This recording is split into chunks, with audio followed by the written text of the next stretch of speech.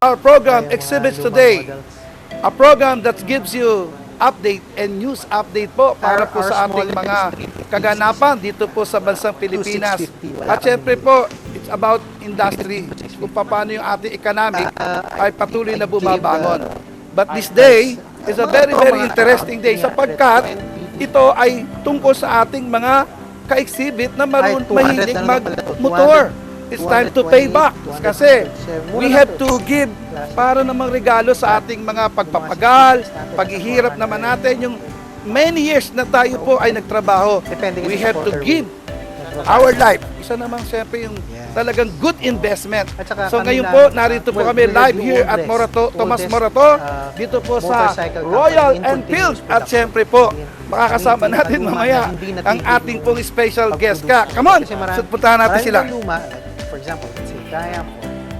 Okay, so papasok na po tayo dito sa kanilang entrance. Nawala sila. So ito po yung kanilang entrance. Binili lang nila yung... So we are welcome you at this Royal Enfield at Thomas Morato. At makakasama po natin at dito na siya. Sir, welcome po sa ating programa. Welcome. Magandang araw po sa inyong lahat. Alright, thank you very much for the opportunity, sir, na makover po namin itong napakagandang company na ito. At syempre, narito po ang kanilang office. Yes, this is Royal Enfield, Quezon City. Actually, we have several dealerships nationwide. We have 3 in Luzon, or well, 4 in Luzon. Alright. Okay, and we have 2 in Visayas and 2 in Mindanao. Alright, so mamaya malalaman pa natin ng more information about Royal Enfield. So magbabalik po kami. Alright, we're back here at the program exhibits today.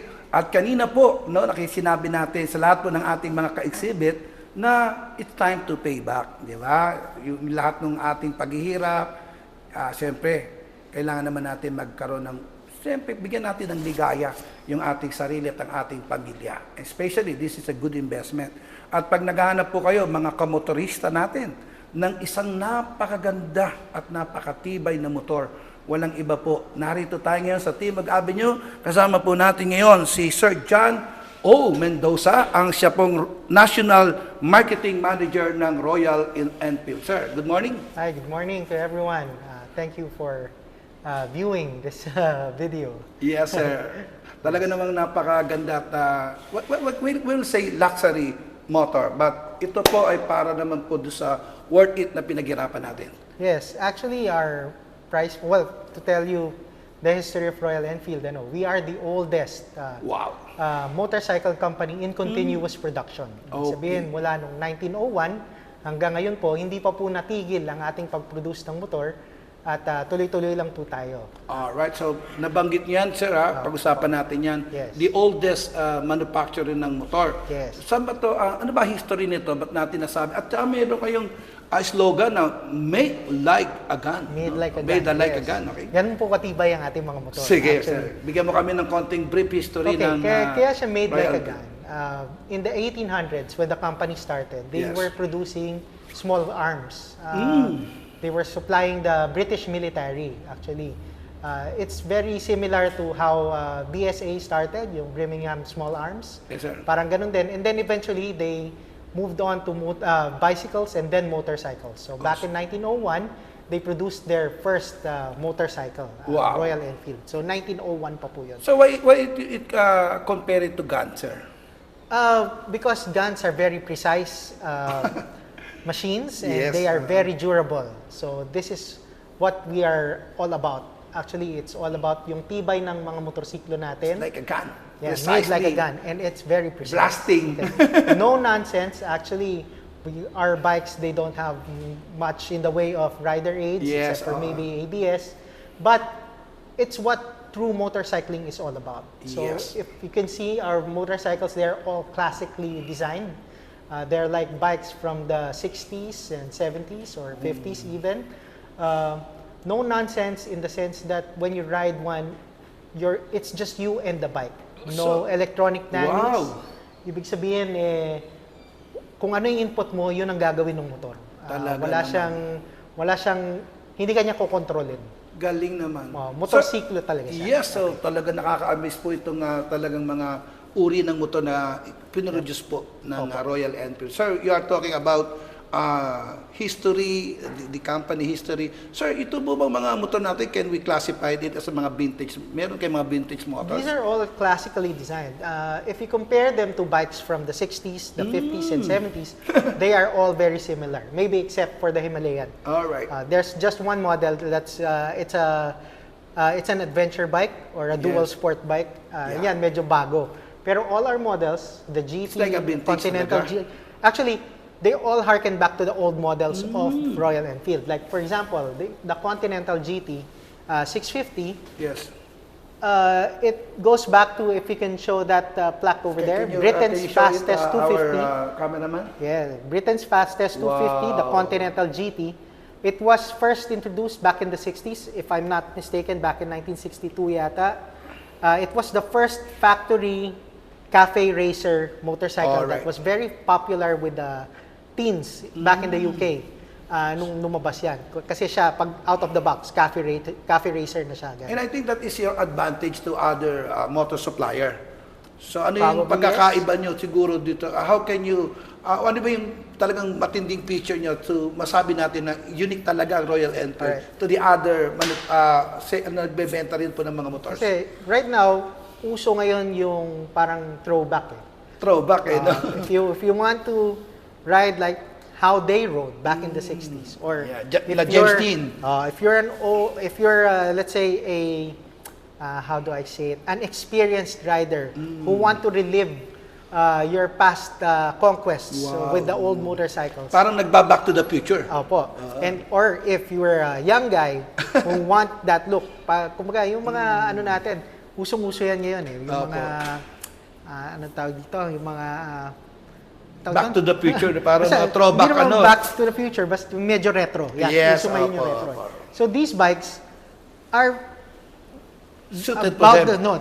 It's about the closest you can get to those bikes from that era. As in, parehas na parehas, but without the hassle. Wow. It's more reliable. You are talking about quality. Quality so and reliability. how can we grade the Royal Enfield when it comes to quality? Unlike with the old bikes that were carbureted and had drum brakes and didn't have ABS, these bikes, they're all modern. Inside, like for example, these are all fuel-injected models. So, tipid ka sa gasolina. Tipid sa gasolina. Ang mahal na gasolina ngayon. Tipid ka sa gasolina and maaasahan mong matibay. Okay. So, Hindi yan ang promise po ng Royal Enfield. At talaga naman subok po yan kasi... Kaya nga made like a gun. Right, 1901 pa lang. Ginagawa na yan. You can ask our patrons, our clients, anong gusto nila dito sa motor natin. Like for example, the Himalayan. Yeah. Yung Himalayan natin, yung Himalayan Adventure Team natin, kakatapos lang nila nung FJ Adventure Enduro Cross Challenge. It was a 3-day event wherein they would go through rough terrain, even river crossings for 3 days. Okay. Walang nasiraan maski isa sa Himalayan natin. And in fact, our group finished second. So, wow. Overall. So, siguro, gusto pa nating malaman regarding this motor. Talagang nakita nyo naman yung picture niya. Talagang ma-amaze ka. Sir, may tanong lang po yung ating mga audience, na mga viewer natin. Maganda nga yung motor, baka naman po daw mahirap yung mga pyesa. Meron po ba kayong mga... Actually, yes. Tungkol sa pyesa po. Ang pyesa po, dito po sa Royal Enfield, nire-require po kami ng global office to stock 3 months worth of inventory ng mga pyesa ng motor. So, lahat po halos, actually, lahat yan meron kaming pyesa. So, ready naman po? Ready po. Alright. So, hindi po tayo problema sa pyesa, hindi po katulad ng ibang motor, ang hirap. Yes, opo. But At Royal saka, Enfield? Ang disenyo po ng ating mga motor, although Royal Enfield is now made in India, all the design work, we have Harris Performance in the United Kingdom, in the UK. Yes. In England, actually, in London, where we design all the bikes. These are still British bikes. So this is a British bike? Hindi mo sasabihin porke gawa sa Indiano. Hindi. Actually, yung lineage ng Royal Enfield from the UK, originally, di ba, it was made in the UK, but back in 1952, they started a factory in India because that time, India was a Commonwealth of the British Empire. So under British rule sila that time. Tama. And siguro nakita nila mas cost effective, and also they were supplying the Indian Army with Royal Enfield motorcycles. So they put up a factory in India back in 1952. So makikita nyo yung history, yung lineage namin going back to the original Royal Enfield is unbroken. Unlike with the other brands, other old brands that are here now, there were several times that they were out of production and the company was dead. They've changed hands several times already, but with ours, there's a clear lineage. And we even went back there to put up our design studio. So the same quality, the same product that has been 1901 is the same. It's the same quality, hindi nagbabago. It's the same company, yes. Yeah, so naku, marami pa ho tayo pag-usapan at ang sarap po kausap ni Sir, no? But medyo sasabihin namin kayo kasi meron ho silang, gusto niyo silang makita at malaman pa ang mga feature nitong motors na ito and the exact yung pong motor na ito, pwede ho kayong pumunta po sa gaganapin pong convention. Saan ho yun, sir? This is the Makina Moto Show. It's happening in July 29, 30, and 31 at SMX. Yeah, so it's in Mall of Asia. Makikita po ba nila kayo ng personal? Yes, I'll be there, of course. And also, I would like to promote this coming... Kailan po ba i-air ito? Say, tomorrow. Tomorrow, okay. Saktong-sakto po. Because we have a pop-up test ride activity happening in Circuit Makati. Yes. That's the old Santa Ana racetrack. Alright. If you're familiar with it. Nandun po sa Ayala Mall doon. It's called Circuit Makati. There's Big Biker Street in Circuit Makati. Nandun po, magpapatest ride po tayo ng motor. So, bring your own helmets po. Bring your own gear. Tapos, pwede po tayo mag-test ride doon from 9 a.m. to 4 p.m.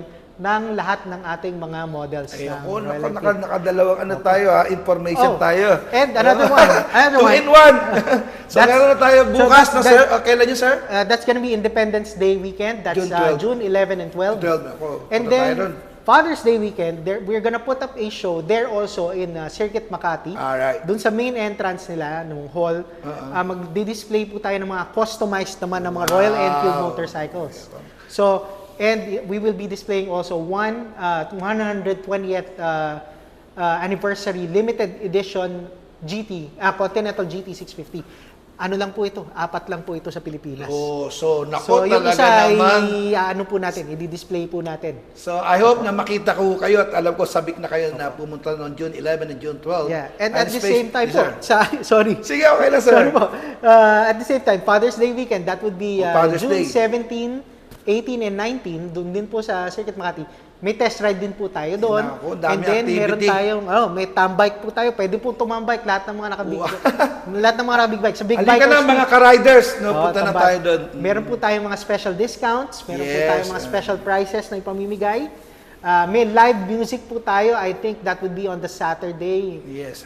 On the 18th in the afternoon. Yes. Wow. Si Paul Marnie po ay tutugtog po doon yung Blue Rascals. Po. So, tutugtog po sila doon.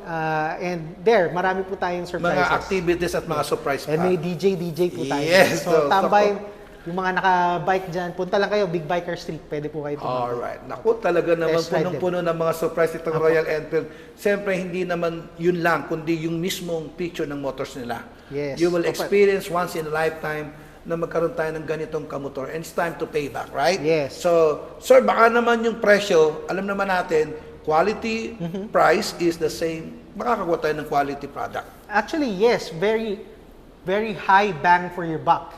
A bike like this would cost you several times over what we are charging. Actually, if you would find it in YouTube, some YouTubers would park them in the street and then ask people how much do you think this bike is, and they would say siguro mga twice over yung mahal. Pero actually mura lang yung mga motor natin. It's very competitively priced and it's actually, for me, if you ask me, I've been riding all my life. I started when I was 8 years old. I ride all types of bikes, from sport bikes to cruisers. I do track days, I do everything. But when you ask me, bang for your buck, this bike, the Royal Enfield, they would they're up there with the best. Alright. Thank you very much, sir. Talaga namang ang dami-dami mong surprise para po sa aming programa for today. Pero limited lang kasi ang ating oras. But we have a part 2. Yes, after this po, papakita na po yung medyo kumapatikim sa inyo yung mga bike po na sinasabi ni sir. At babalik po kami. Alright. Okay, nagbabalik tayo sa programa natin Exhibit Today. Kanina, O, narinig niyo po yung mga sinabi ni Sir na mga vintage na motors. Ito na. At ito po yung mga, hindi lang vintage, kundi yung mga bagong uri ng motor. At tinatawagan natin si Sir. Sir, ituro mo nga kami kung ano itong mga motor na ito na pwede natin ibigay sa ating mga tagapakinig. Alright, this is the Royal Enfield Continental GT650. So it's a throwback to the original Continental GT250 of the 60s. If you would see, the tank is very similar to that old bike. This is the third generation of that bike. It is 650cc and it has fuel injection. The frame was designed by Harris Performance to be very sporty, very agile. It has 18, some would be thrown aback by the 18-inch wheels, but I promise you this bike handles even with the 18-inch wheels. Okay. It has bi-bree calipers, single disc front, single disc rear. Braking is very, I would say, is just right for the bike's power. Okay. Yeah. Next, sir. Dito all right. Tayo sa pangalawa. This bike, though seems to be sporty in the classic way, won't break your back.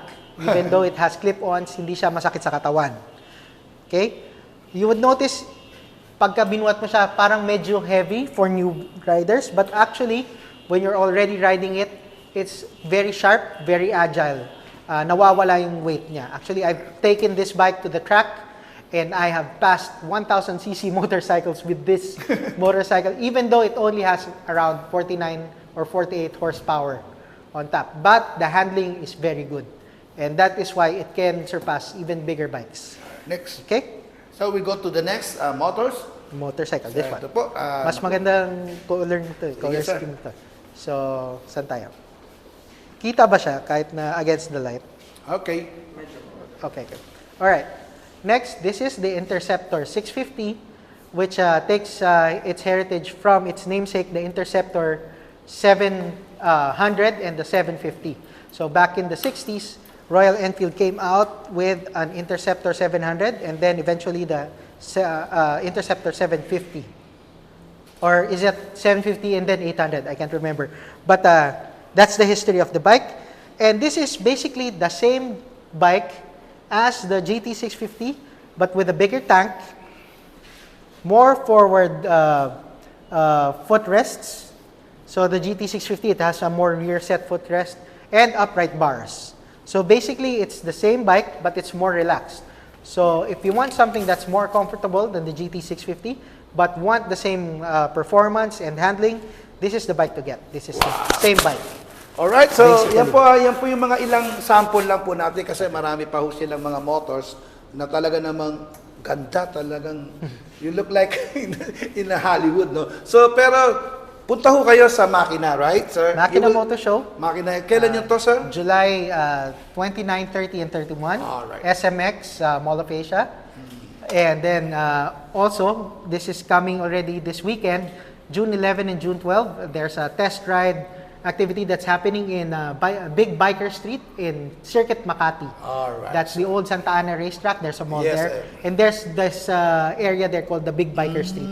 For That's Father's where we're Day. gonna, yes, for Yes. Father's Day weekend. So Okay, 11 so- and 12. Yes, And then, naku. sorry. Sige And po. then, kailangan mo lang yun. There's this other, yung Father's Day weekend pala, Opo. that's on the 17th, 18th, and 19th of June. We will have a bike display. Actually, it's a wheels through time type of thing. So we will be displaying several custom bikes as well as the 120th GT650. And then we will have raffle, special prizes, Music. surprises, music, tambike at Big Biker Street. At the same time, you can test ride all the bikes. Alright. Naku, talaga naman, kung meron na tayong mga oras talagang, gusto ko pong sabihin ni Sir lahat yung feature po ng kanilang motor. Pero unang-una po, nagpapasalamat po kami sa aming major sponsor.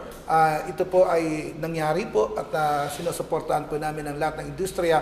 Katulad nito pong ating Royal Enfield sa pamamagitan po ng ating major sponsor, ang Binyo Design at ang Swedish Design, siyempre ang Build Spacer po. Yan, sa pag-aari po yan ng Angeles Holding Company po. Maraming salamat po sa lahat po ng ating major sponsor at nagbabalik po uli sa inyo. O next week po, ito po ang inyong maliit na kapatid sa ipawawid, Si bro, ang bro ng bayan, ang bro ng radyo, ang bro ng YouTube, walang iba po. Si Brother Hernan Falcon sa programa Exhibits Today. God bless you.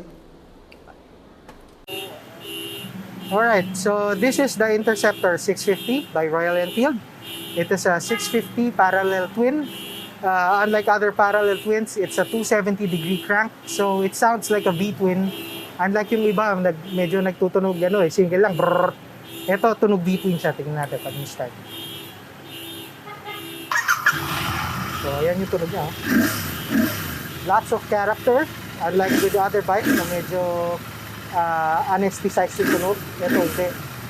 Stock cans pa to, stock exhaust. Pero pagka palit ka na exhaust, mas malakas pa yung tunog niya, mas maganda pa.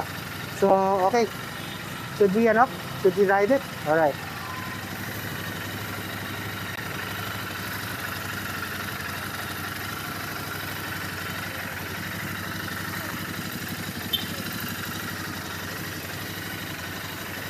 Okay.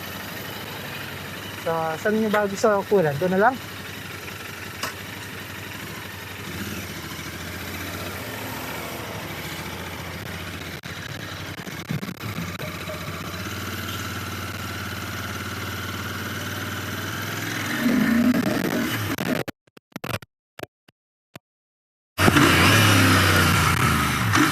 Alright, so as you can see, it's a very maneuverable bike. Very good ang handling. From left to right, right to left. Ang liit lang ng turning radius, unlike with other bikes. Parang malaki lang siya.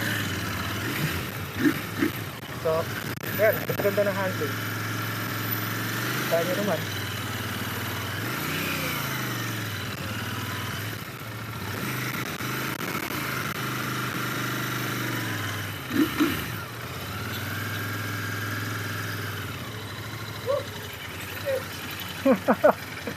Okay.